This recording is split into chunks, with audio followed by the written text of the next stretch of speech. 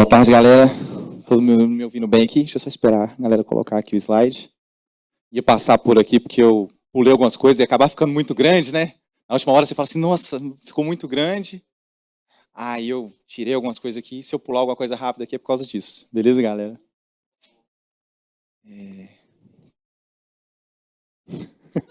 E eu nem falo um pouco, eu nem falo muito, né? Lá no PHP me coloca por último já por causa disso, né? Vou segurar a galera. Opa, peraí, cadê? Tá aqui, gente. Vamos falar um pouquinho sobre arquitetura evolutiva agora. Eu quero agradecer a presença de vocês, o convite do pessoal do PHPSP aqui e da Local Web. É muito bom estar aqui com vocês. Eu venho representando o PHPMG, que é a primeira comunidade de PHP do Brasil. A gente tem esse título, apesar de hoje a gente não ser mais a mais ativa, mas a gente nasceu ali em 2005, lá no Google, naquele Google como é que é o nome? Google Groups, cara, a galera trocando e-mail lá. Então, a galera muito foda, referência em PHP, que a gente tem orgulho de falar que saiu de lá, pô, a gente tem o Grossi, que é um cara sensacional, o Mezencio, uma turma muito boa que trabalhou lá com a gente já. E nosso principal intuito é aproximar pessoas interessadas não só em PHP, mas no desenvolvimento de software em geral, gerando troca de conhecimento e interação entre profissionais, estudantes e empresas. O objetivo nosso, a gente tem um braço em Belo Horizonte e um braço no Vale do Aço. Um pouquinho sobre mim, eu vou falar um pouco mais rápido para poder conseguir falar tudo. Meu nome é Diego, eu sou de Minas. Aqui está em mais 8 anos, porque eu esqueci de atualizar. Mas já são 12 anos ali desde o primeiro código HTML até hoje. Lá em 2011, vi o jQuery nascer como promessa, substituindo o ActionScript. E depois vi ele morrer e eu ficava triste, porque eu gostava. Mas eu já gosto do React também. Eu gosto muito de música, cara, design, programação e testes. E eu gosto muito de testes e design de software, essas coisas, porque é uma parada que otimiza meu dia. Eu, sinceramente, eu sou preguiçoso, então, quanto menos esforço eu tenho que fazer para alcançar algum resultado, para mim, melhor. Atualmente eu trabalho como pai em tempo integral, né? São 3, então é muito trabalho. Quando sobra um tempo ali, eu atuo como engenheiro de software no PicPay, ali na medida de sobra de tempo ali. E eu também escrevo um pouco sobre desenvolvimento no meu blog, cara. Fico zoando a galera no Twitter às vezes, assim. Estou mais ativo agora, cara. Aprendi a mexer naquele negócio. Né? Antes da gente falar sobre arquitetura evolutiva, primeiro a gente precisa basear ali o que é arquitetura de software, né? E aí eu acredito que quando a gente vai falar de arquitetura, a gente pode falar de arquitetura em 2 cenários. A gente pode falar no design de um software e na arquitetura dele. Eu enxergo a arquitetura como os componentes macro ali. Como que todos os componentes em alto nível se comunicam. Então, pô, meu software ele recebe uma requisição, passa ali pelo meu framework, chama um SQS para poder colocar numa fila, lê da fila, coloca num banco de dados. Isso, para mim, é o desenho arquitetural. Quando a gente vai falar ali dentro do software, eu costumo referir isso como design de software. Para mim é mais fácil com essa separação, mas ela não é obrigatória. O próprio Uncle Bob, lá no livro Arquitetura Limpa, ele fala que é tudo a mesma coisa. Se você for olhar a arquitetura de uma escada e a arquitetura de uma casa, ambas são arquiteturas, só que estão se referindo a coisas diferentes. Seguindo a definição do Martin Fowler, que foi uma coisa que o Kilderson já falou lá, a arquitetura é um conjunto de decisões difíceis de serem mudadas no futuro. E se tudo hoje é ágil, cara, a gente vê a galera falando de, pô, vamos tornar os nossos processos mais ágeis, vamos desenvolver de forma mais ágil, vamos fazer isso ágil e tal. Por que a gente ainda trata a arquitetura de uma maneira waterfall, né? Começa lá no começo do processo e nunca muda. Antes do projeto chega, a gente já define a base arquitetural dela e vamos ter que seguir com isso até o final. Por quê, cara? Se tudo hoje é ágil, se tudo está adepto à mudança, por que a gente ainda trata a arquitetura dessa forma? Eita. Falhou aqui. Eita.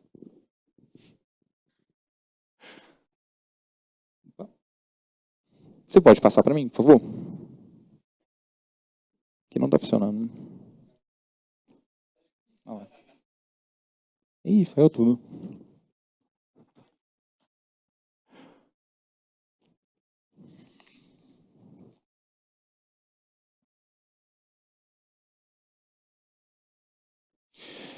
Então, e a gente tem que pensar que hoje a gente cria código, estruturas, para amanhã a gente reescrever elas. Eu lamento informar você que se você gosta muito do software que você está escrevendo hoje, daqui a pouco ele vai ser reescrito. Uma parte dele vai ser reescrita, uma parte vai ser quebrada no microserviço, outra parte vai ser reimplementada nela. Software não é uma parada eterna que a gente escreveu, não é igual um muro, uma casa, que você sobe ela vai ficar por vários anos ali.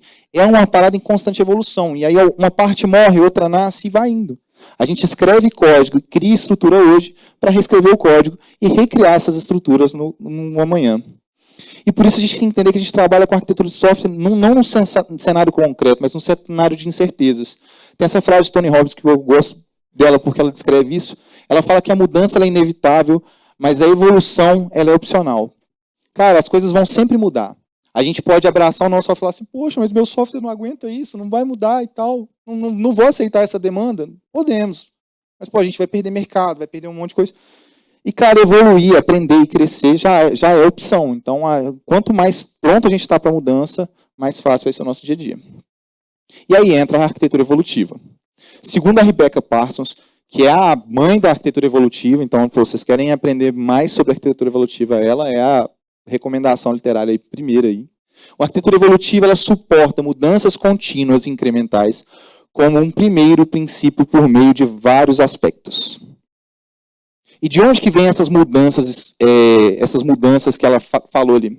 Mudanças dentro de um software ela pode vir de dois lugares. Elas podem vir de aspectos técnicos, ou seja, a linguagem de programação pode mudar porque a gente precisa performar mais com outra linguagem. Quem nunca vai falar, vamos trocar de linguagem porque essa aqui resolve melhor esse problema. Pode acontecer isso. A mudança ela pode vir por aspectos técnicos, pela troca de biblioteca. Algum tempo atrás teve uma biblioteca do Java lá que deu problema num monte de Docker e tiveram que trocar. E, pô, é uma mudança que chega. A galera falou hoje sobre descontinuar o Moment.js, tiveram que mudar muito software aí por causa da descontinuidade dele. Mudança pode vir pela ferramenta. Você pode estar usando uma ferramenta de observabilidade, por exemplo, New Relic, e ter que trocar ela por uma questão de custo por uma outra. Você pode... Traumática. A mudança pode vir por padronização. Então, por exemplo, um exemplo de mudança por padronização. Cara, a partir de agora a gente só coleta logs de uma forma, ou só insere no banco de dados de uma forma, ou só salva arquivos estáticos dentro de buckets, não salva na máquina e tal. E a mudança pode vir para performance também. Então, otimizações no seu software para poder melhorar a performance dele. Só que, além disso, a mudança também ela pode vir pelo negócio. Então, a mudança pode vir através do modelo comercial. A gente, por exemplo, você construiu um software que ele funciona muito bem para uma coisa, a empresa entendeu que ele é muito bom, outras empresas têm dores e agora vamos fazer um white label dele. Isso é uma mudança que vem por causa do modelo comercial. A gente para de oferecer só o produto e começa a oferecer o software como serviço. A mudança ela pode vir pela inovação dos concorrentes. Então, o concorrente foi lá e fez uma feature nova que é muito interessante para o produto e a sua empresa quer trazer ela para dentro. Ela pode vir por necessidades específicas do seu cliente. Ela pode vir por alguma parceria de negócio. Então, poxa, compramos uma empresa aqui, fechamos uma parceria com outra empresa, entramos dentro de um grupo, vamos passar a usar o software dele para dentro de uma parte do nosso software. Ela pode vir pela legislação. Quem não sofreu com a LGPD nos últimos anos? Levanta a mão. Ninguém, né? Porque todo mundo sofreu. Então, assim, esses são os principais aspectos que vão trazer mudança para dentro do nosso software. E uma coisa que eu quero que vocês entendam é que a gente, às vezes, fala assim, cara, não, beleza, vai trazer mudança, vamos fazer um negócio gambiarra aqui, e depois a gente vai lá e resolve quando a pressão do mercado diminuir. Eu tenho 12 anos de experiência e eu nunca vi ela diminuir. Nunca vi, mano. É a maior mentira que já te conto. Não, depois a gente resolve, depois a gente troca isso, quando a pressão do mercado diminui, a gente vai lá e troca. Ela não diminui, a pressão do mercado só aumenta. E a nossa arquitetura precisa estar pronta para abraçar as mudanças. Então, ela precisa estar preparada para isso. Ela não pode ser resistente à mudança. Por quê, cara? Se você virar se precisa mudar e sua arquitetura não abraça, a sua empresa perde, você perde. É uma sensação de frustração muito grande. Então, a gente precisa começar a pensar como a gente projeta o nosso software, preparando ele para essas mudanças. E aí vem uma frase do Uncle Bob, que é tipo a Clarice Lispector dos desenvolvedores, né? Você quer ganhar a discussão, você vira e fala assim, cara, Uncle Bob disse isso. Aí acabou a discussão, tá certo. Pô, o que é melhor, biscoito ou bolacha? O Uncle Bob diz que é biscoito, então acabou, velho, acabou. A arquitetura não deve apenas atender demandas dos usuários, desenvolvedores e proprietários em um determinado momento, ou seja, no agora, mas também corresponder às expectativas ao longo do tempo. Então, se você fez um bom software muito legal, que resolve todo o problema agora, mas daqui a uma semana, na hora que precisa implementar uma feature, não dá, ele é um péssimo software, entendeu? Por mais bem feito, por mais legal que ele vai ser um péssimo software. E aí tem essa frase aí, que está no livro da Arquitetura Limpa, que fala o seguinte, se você acha que uma boa arquitetura ela é cara, ela é difícil de fazer, experimenta fazer uma ruim. O custo dela para você depois é muito maior. E lembrando de novo, nós escrevemos código hoje, montamos estruturas de software para ir lá e reescrever eles amanhã. E como é que a gente começa a fazer essa boa arquitetura de software, essa arquitetura que aceita a evolução? A gente começa por esses princípios aqui que atendem uma boa arquitetura de software. O primeiro dele é o KISS. Então, poxa, cara, a gente está aqui num evento onde a gente está vendo muita coisa nova, muita coisa legal. A gente viu o PHP funcional com o Léo hoje de manhã. Amanhã a gente vai lá e começar um projeto com PHP funcional? Não! Vamos pelo simples, vamos resolver os problemas que a gente tem. Poxa, cara, eu preciso fazer um cadastro de usuário, um CRUD simplesão. Eu vi um monte de coisa legal no PHP CS aqui. Vou chegar lá montando tudo. Não, cara, faz o simples. Vamos resolver o problema que está em casa aqui e depois a gente vai para o outro. Vamos manter simples. A galera começa a estudar arquitetura hexagonal, DDD, e começa a colocar DTO em tudo, design pattern em tudo, isso e aquilo, e, cara, não resolve o problema. Aí você tem uma estrutura de command handler lá que basicamente recebe uma requisição e manda do controller para um service. Não resolve, mano. Não resolve. Então, assim, quanto mais simples é o software, mais fácil evoluir. O grande problema dos softwares não é que eles são simples, dos nossos legados que a gente sofre com ele, é que eles se tornam complexos. A gente vai tornando ele complexo por falta de cuidado. Então, começar ele já complexo não resolve o nosso problema de complexidade. Por quê? Porque isso aqui é uma boa bicicleta, aquilo ali não. Entendeu? Então, assim, se eu preciso de uma bicicleta, eu vou implementar uma bicicleta. Eu vou implementar um avião quando eu precisar de um avião. E complexidade é o que torna o software difícil de ser modificado. Essa é uma frase do Ralph Johnson. Da onde vem a complexidade? A gente tem dois tipos de complexidade. Complexidade acidental e essencial. Complexidade essencial é aquela complexidade que existe no problema que a gente vai resolver. Então, eu tenho uma gestão de usuários. Qual que é a complexidade? Eu preciso cadastrar, ler e editar um usuário. Isso é a complexidade. Qual que é a complexidade acidental? É aquela que surge durante o processo de desenvolvimento e ela é causada pela abordagem que a gente é escolhida para resolver o problema. Imagina que você tem que criar um software simples. Aí você resolve lá e colocar uma fila para poder não onerar o banco. É um software com poucos usuários. Você não quer onerar o banco, você quer usar uma fila. Aí pô, o cara está lá tentando cadastrar e a fila deu problema, está fora do ar e não consegue cadastrar. Você foi vítima de uma complexidade acidental, de um problema que você não precisava ter, entendeu? Então a gente tem que manter as coisas o mais simples que elas pedem para ser. E as nossas soluções elas têm que ter um propósito, elas precisam resolver um problema. Não adianta eu colocar fila em todas as coisas. Pô, o olho é lindo, eu trabalho com ele todo dia lá no PicPay. Maravilhoso, cara, mas aí eu vou colocar e vou começar a ter problemas que eu não tenho porque ele é legal, porque eu curti, não. Cara, as coisas têm que resolver um problema, elas têm que ter propósito. E criar uma estrutura mais complexa que o necessário não faz de você um bom arquiteto, um bom desenvolvedor. Ela só satisfaz seu ego. Quem disse isso? Eu. Então, narcisista quando diz. Pô, e você tem que entender o seguinte, quanto mais complexidade a gente tem no software, mais débito técnico você vai ter. Por quê? Na hora que a pressão chegar, cara, a gente abre mão. Não tem, tipo assim, não tem desenvolvedor que aguenta a pressão ali e fala assim, não, cara, em vez de soltar isso aqui em 2 dias, passando ali por cima ali, eu vou soltar em 3 meses, porque eu aguento. Não, cara, a gente tem briga, a gente tem que escolher as brigas nossas. E por quanto mais complexo o seu software é, mais difícil é de dar manutenção nele, mais débitos vão surgindo ao longo do caminho. E a gente tem que se ater apenas aos débitos e à complexidade que a gente precisa ter. Porque já são muitas. E outro bom princípio de uma boa arquitetura de software é pensar em como que vai ser a manutenção desse sistema. Não é só criar, cara. Eu já trabalhei com pessoas que eram excelentes arquitetos de criar. Eles levantavam um projeto, na hora que o negócio começava a ficar chato, eles entregavam e pulavam para o próximo. É muito bom, cara. Criar projeto é legal demais. Agora, manter ele é difícil. Entendeu? Porque o sistema de hoje ele é legado amanhã. Então, pô, tem sistemas que a gente acabou de nascer, pareceu muito legal na hora que a gente estava desenvolvendo, e hoje a gente já olha para ele e fala assim, cara, podia ter sido um pouco diferente. Eu falei isso com o Léo, eu dei um workshop de HyperF algumas semanas atrás lá em Belo Horizonte, e, cara, para estudar, para poder fazer, eu conheci algumas coisas de HyperF que eu não conhecia. E eu falei, cara, eu podia ter usado isso em alguns projetos que eu fiz. Pô, mas agora já está legado, né? Então já olha isso, cara, e não faz tanto tempo, é normal, entendeu? Se a gente olha para a manutenção do sistema, tendo preocupação com débitos técnicos, com cuidado de manutenção, a gente tem uma saúde do projeto a longo prazo maior. Por quê? Porque se a gente não preocupa, a princípio a gente vai mais rápido. Pô, não, vamos fazer aqui, depois a gente cuida, depois a gente cuida. Aí o negócio está tão acoplado, está tão emaranhado lá, que chega uma hora que a gente deixa de ser produtivo e os débitos técnicos começam a cobrar juros da gente. Enquanto quando a gente vai refatorando constantemente, poxa, vi uma coisa que pode melhorar, já vou melhorando, ao longo do tempo o projeto fica mais fácil e mais simples de lidar.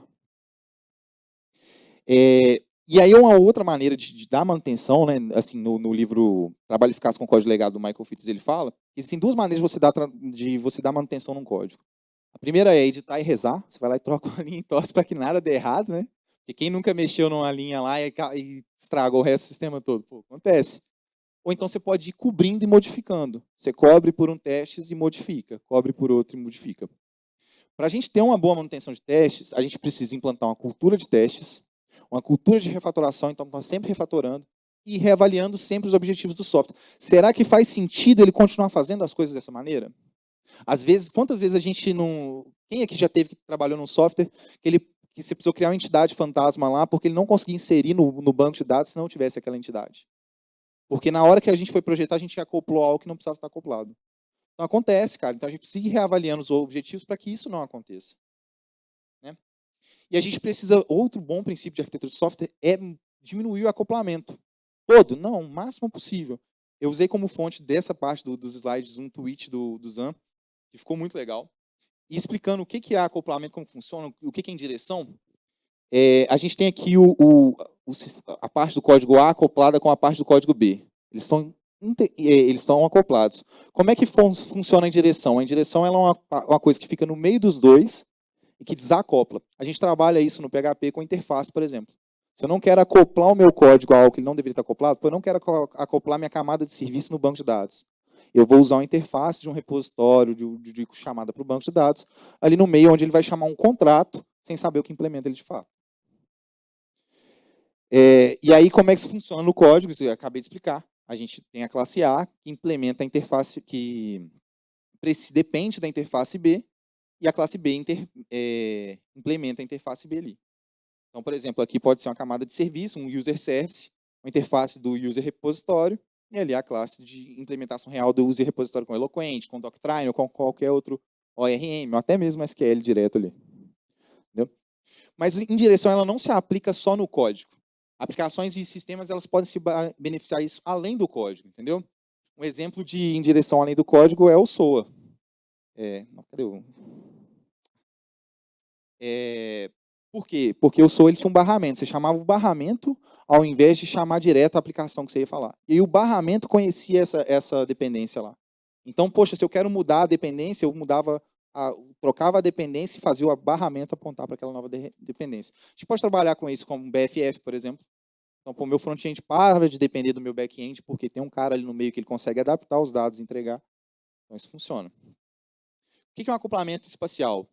Acoplamento especial significa que você tem que conhecer o endereço exato daquela dependência sua, o diretório ou qualquer coisa, em vez de conhecer só ao invés de ser mudável, ser uma variável de ambiente e tal.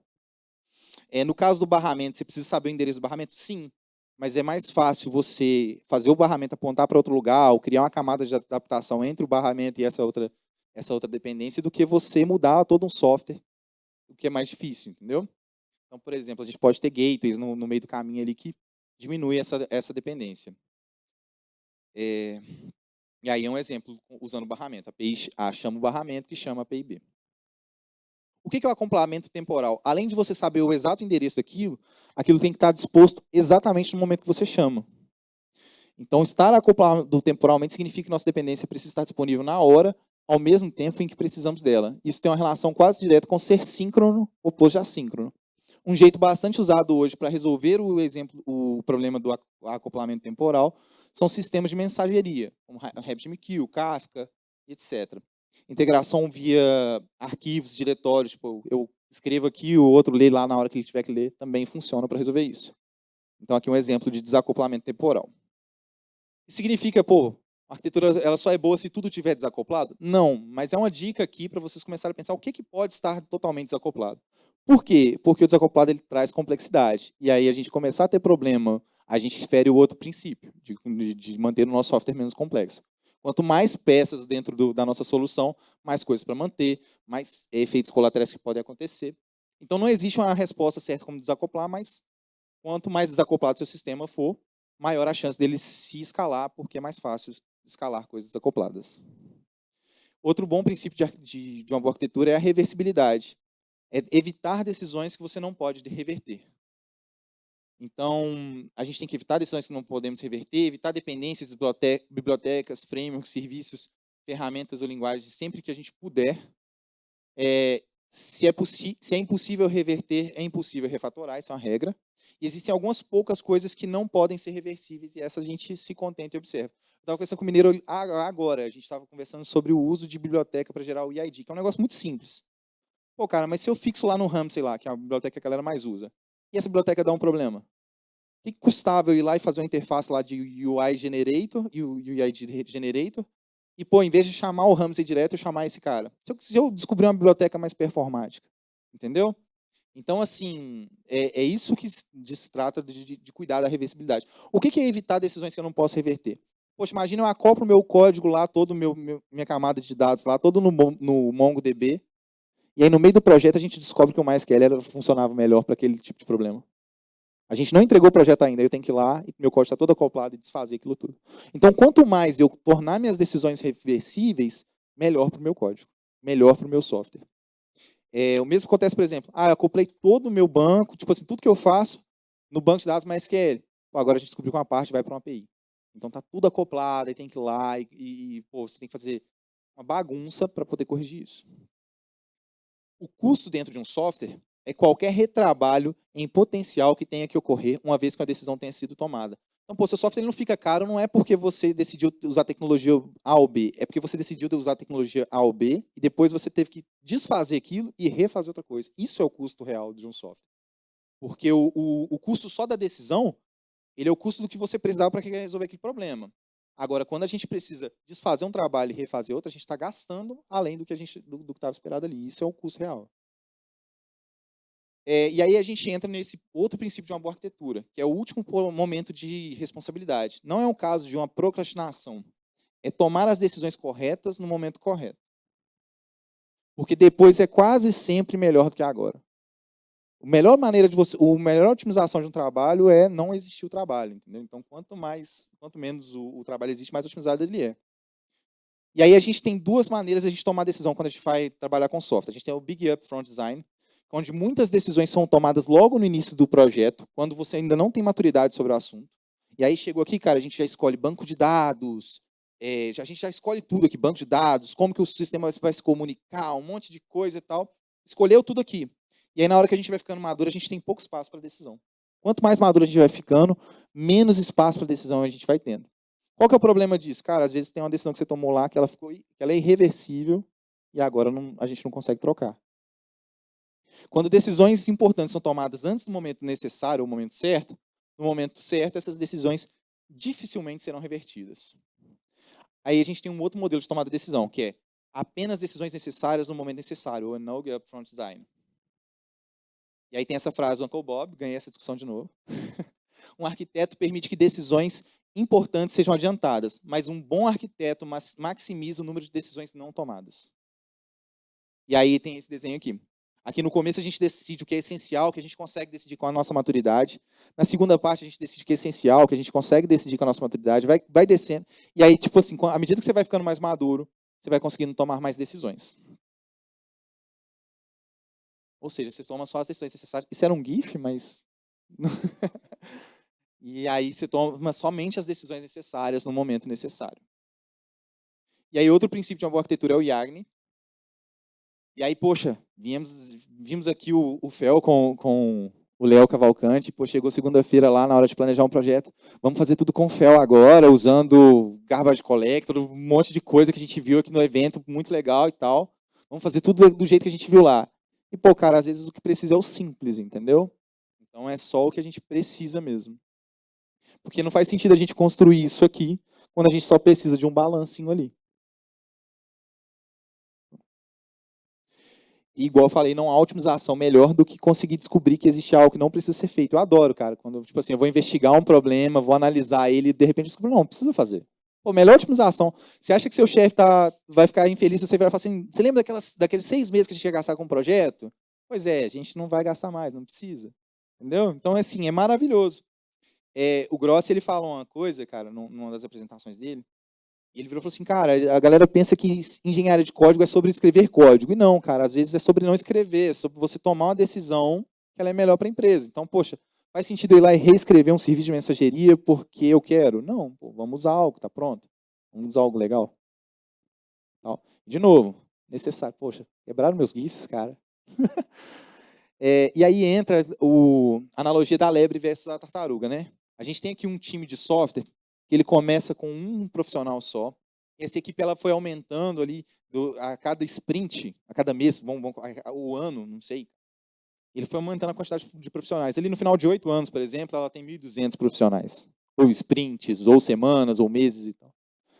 Essa equipe foi aumentando. Mas, ao mesmo tempo, cara, o tamanho do produto nem aumenta tanto assim. Chega num período ali que ele consegue aumentar pouco. Então.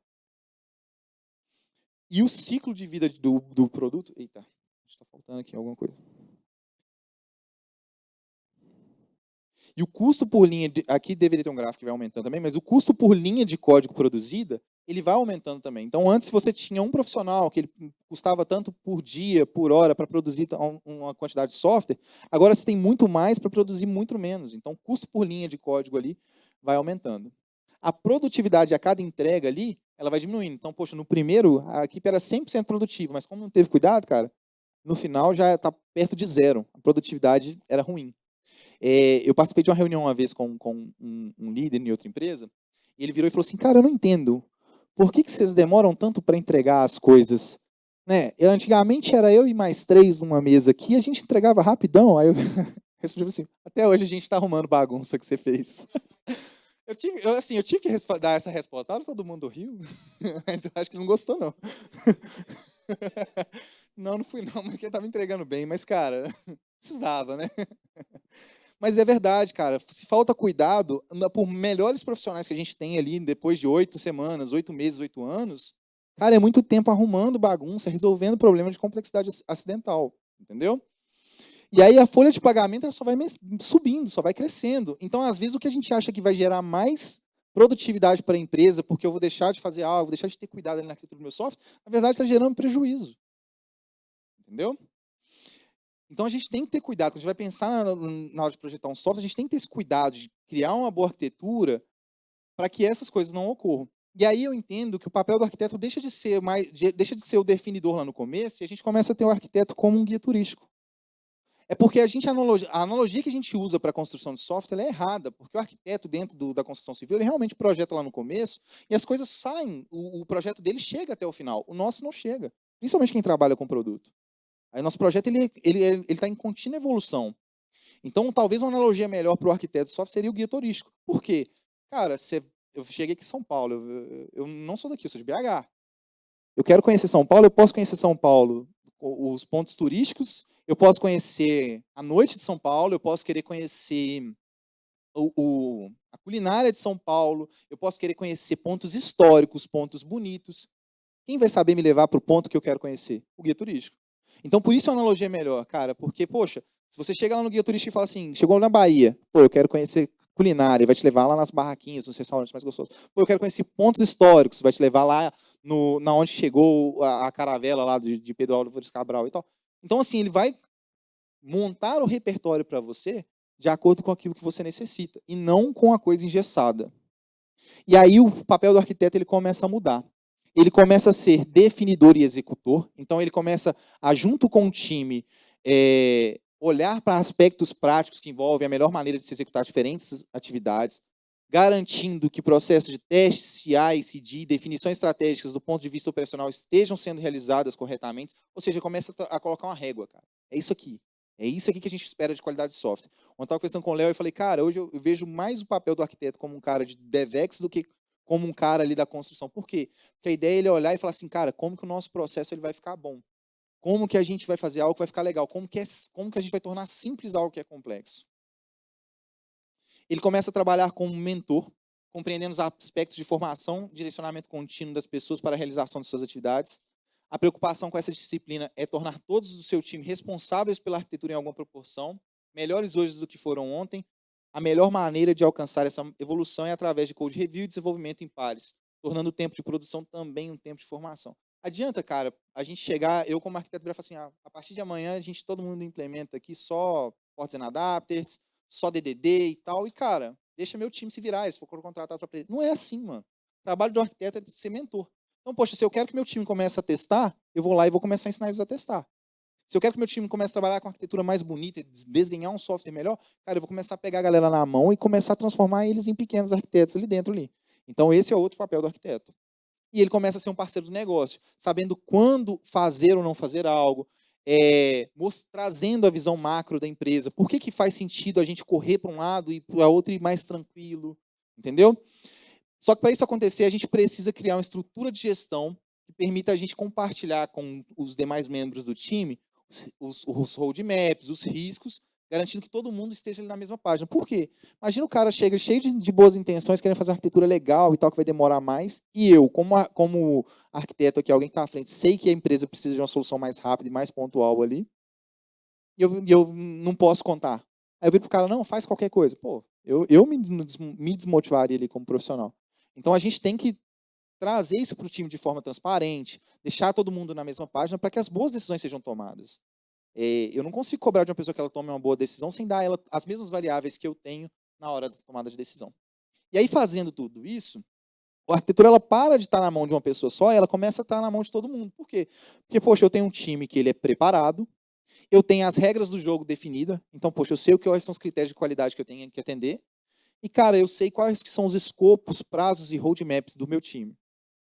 Então, eu consigo tornar todos responsáveis pela arquitetura. E aí, cara, é uma questão de experimentar e acertar. Quanto mais a gente experimenta, mais assertivo a gente começa a ser ali no desenvolvimento de software. Grandes empresas, elas têm uma cultura de experimentação muito grande. Hoje em dia, por exemplo, tirando o Gmail e a buscas, o restante do serviço do Google é muito difícil confiar que eles vão estar de pé no que vem. Por quê, cara? Porque, cara, eles experimentam. Pô, não está dando certo, aprendemos com isso e vamos seguir em frente. Grandes empresas têm uma cultura de experimentação forte. E aí, para isso, para a gente chegar nesse ponto, a gente tem que ter um time onde todos têm abertura para discutir o futuro da arquitetura. E a partir do momento que a gente chegou num consenso, batemos o martelo, cara, todo mundo é guardião. Então, poxa, experimentamos, enxergamos um ponto de acerto, chegamos numa conclusão, cara, todo mundo é guardião. Ah, mas eu não gosto. Cara, beleza, no seu projeto pessoal você faz do seu jeito, aqui você vai fazer do seu jeito. Eu tenho minha própria maneira de codar, mas, pô, eu vou obrigar os outros a codarem da mesma maneira que eu codo como time? Então, como time, a gente tem que ser democrático, tem que estar todo mundo. E aí não pode favorecer só uma pessoa. Ah, mas eu não concordo com a mais do meu time, vou fazer errado, vou fazer diferente. Não, cara, faz diferente do seu projeto pessoal. Aqui todo mundo tem que ser guardião dela. O pessoal da Amazon, o Jeff Bezos, ele tem essa filosofia dentro das reuniões dele lá. É o seguinte, cara, a gente está aqui dentro da sala aqui, trocamos ideia, não curti a ideia, mas chegamos a um acordo que a gente vai fazer, pô, eu discordo, mas eu me comprometo. Não acho que esse é o melhor caminho, beleza, mas eu estou comprometido a fazer ele dar certo. Então, enquanto a gente olhar para a arquitetura assim, cara, nós como time chegamos a uma conclusão, mesmo eu sendo arquiteto aqui, eu não concordei muito bem, mas, cara, como time, chegamos à conclusão que para o nosso cenário é o melhor, pô, então vou defender isso aqui. Nossa, a nossa régua de testes, por exemplo, eu acho que a régua de teste tem que ser sempre 100%, e o time concordou que podia chegar a 80%. Pô, faz sentido eu ficar cobrando 100% se a gente já tinha concordado que era 80%? Ou o contrário também é válido? Pô, eu não preciso chegar a 100% porque eu não acho que tem. Não, então, pô, discordo e me comprometo. E aí, para a gente, já chegando aqui no final, existe uma técnica de aprendizado muito usada em artes marciais, dentro do Japão e tal, na cultura asiática, que é o Shuhari. E ela descreve o processo entre você começar algo e você se tornar mestre naquela coisa. E como é que funciona? A gente vê no Karate Kid, por exemplo. A gente começa seguindo as regras. Então, poxa, se eu quero implementar uma arquitetura de software dentro do... Eu quero ser um arquiteto que implanta algo dentro da minha empresa. Pô, chegou lá, começa a definir regras e seguir elas. Cara, tem coisas que não estão dando certo, então é a hora de quebrar as regras. A partir do momento que eu entendi, eu começo a quebrar as regras. E, pô, cara, com o que eu aprendi com essa quebra de regras, eu vou lá e crio novas regras. Então, isso é um processo de aprendizado. Então, poxa, se a gente tem um arquiteto dentro do time, que ele definiu umas regras lá, segue. Agora eu entendi. Eu sei o que eu estou fazendo, mas não cabe dentro do cenário que eu estou olhando. Quebrei. E aí, por fim, a gente vai lá e realinha as regras para atender aquilo. As coisas não podem estar em pedras e isso vai contra ali os princípios da arquitetura evolutiva. Shohari é um conceito muito aplicado em artes marciais japonesas, mas que também pode se enquadrar em outras áreas da vida. É o termo utilizado que descreve o processo de aprendizagem e caminho para se tornar um mestre em uma determinada área. No fim das contas, a gente tem que saltar os muros, entendeu? Tem que sair ali da casinha do desenvolvimento, do que eu acho, do que eu penso, e começar a se comunicar com as outras pessoas. O Zeno Rocha postou essa frase, eu achei ela sensacional. Construir um software é como jogar um jogo multiplayer. Só que a maioria das pessoas quer fazer como se fosse um single player. Estou jogando sozinho. É do meu jeito. Eu codo assim. Eu faço dessa forma. Essa estrutura para mim é melhor. Eu gosto desse serviço, não gosto do outro. Então a gente tem que entender que é multiplayer. A gente tem que estar jogando em time. E a gente precisa se comunicar. Não dá para poder criar uma boa arquitetura de software sozinho. E aí, outra frase minha aqui também. Na minha visão, a arquitetura de software, uma boa arquitetura de software tem que estar baseada em 3 pilares principais. Primeiro, performance, que é a capacidade do seu software tem de tomar porrada e continuar de pé. Não adianta nada seu software ser bem escrito, ser bonitinho, todo mundo está satisfeito com ele, pô, na primeira requisição ele cai.